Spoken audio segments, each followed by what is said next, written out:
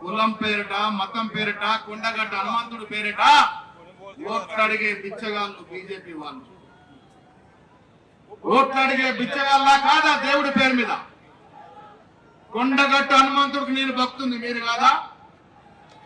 మనం ఎప్పుడైనా కొండగట్టు పేరు మీద ఓట్లు అడిగినామా? శ్రీరామచంద్రుడి పేరు ఓట్లు అడిగినావా? శివుని పేరు మీద ఓట్లు అడిగినామా?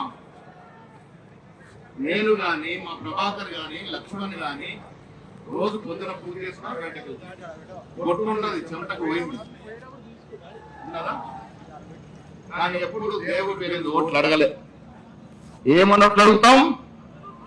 దమ్ము ధైర్యం ఉంది, ఇస్తే మాట తప్పకుండా పని చేస్తాం, ఫలానా పని చేస్తామని ఓట్లు అడుగుతాం. అది దమ్ములోని నాయకుడి లక్షణం. అరే మీ ఏం లక్షణాలయ్యా? ఎన్నికలు వస్తే దేవుళ్ళు గుర్తొస్తారు, ఎన్నికలు అయిపోతే హిందూ ముస్లిం గుద్దులాట గుర్తొస్తుంది, దయ్యాలు కయ్యాలు పెట్టి గుర్తొస్తుంది. పొద్దున్న లేస్తే కులము మతము లేనిదే బీజేపీ నాయకుడు బండి సంజయ్ గెలుస్తాడా? ఈడ కౌన్సిలర్ నుంచి ఎంపీ ఎట్లయిండు? దొంగ ఓట్లు వేసుకుని అయిండు. కరీంనగర్ లో కూడా ఇలా రాహుల్ గాంధీ ఓట్లు బయట పెట్టినారంటే కరీంనగర్ కూడా దొంగ ఓట్లతోనే గెలిచినట్టుగా నాకు అనుమానం ఉన్నది.